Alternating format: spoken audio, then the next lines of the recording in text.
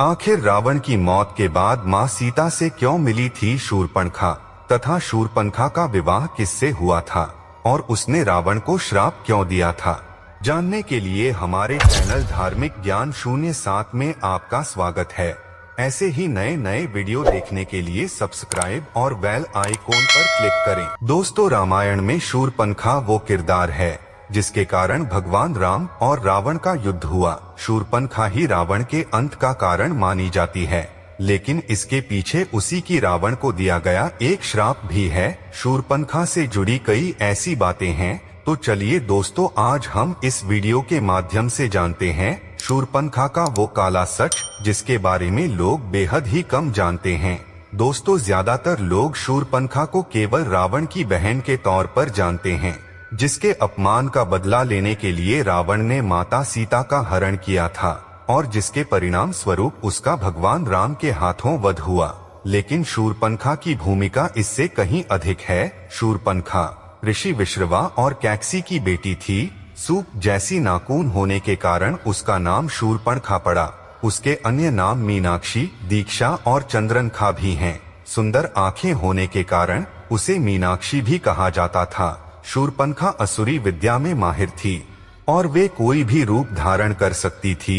शूर्पणखा का विवाह कालका के बेटे दानवराज विद्युविह्वा के साथ हुआ था। मान्यता यह है कि शूर्पणखा का पति दानवराज विद्युविह्वा भगवान विष्णु भक्त था।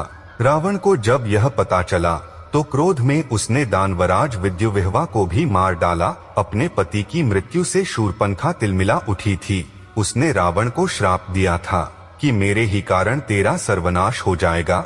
रावण ने शूर्पणखा के पति को मारने के बाद अपनी बहन को अपने भाई खर के पास भेज दिया था। खर दंडकारण्य में रहता था। इसी दंडकारण्य में श्री राम वनवास काट रहे थे।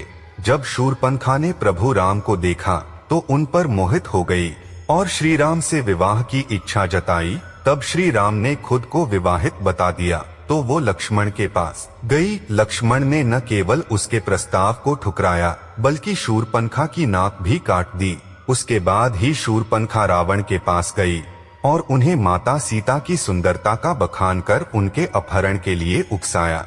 दोस्तों, एक कथा के अनुसार जब भगवान श्री राम ने एक धोबी द्वारा माता सीता के चरित्र पर आरोप लगाने के बाद माता सीता को त्याग दिया था और तब माता सीता ऋषि वाल्मीकि के आश्रम में रहने लगी थीं, तो इस दौरान शूर्पणखा को माता सीता के वनवास का पता चला था और वह उनसे मिलने आई थी। शूर्पणखा ने इस मुलाकात में माता सीता को भड़काने का बहुत प्रयास किया।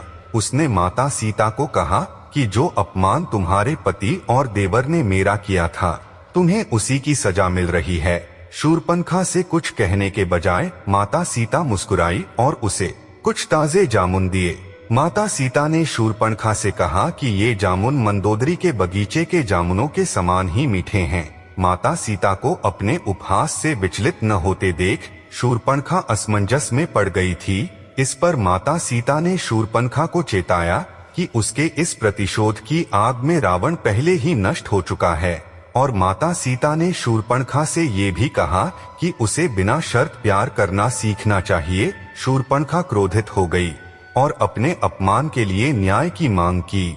इस पर माता सीता ने चेताया कि उसके जिद का पहले ही क्या परिणाम हो चुका है और अब वो यही हरकत फिर से ना करे। माता सीता ने उसे अतीत को भूलकर आगे बढ़ने की सलाह दी और माता सीता की इस बात से शूर्पणखा को बड़ी आत्मग्लानि हुई। तो दोस्तों, आज की वीडियो में बस इतना ही। मिलते हैं अगले वीडियो में, तब तक आप अपना ध्यान रखिएगा।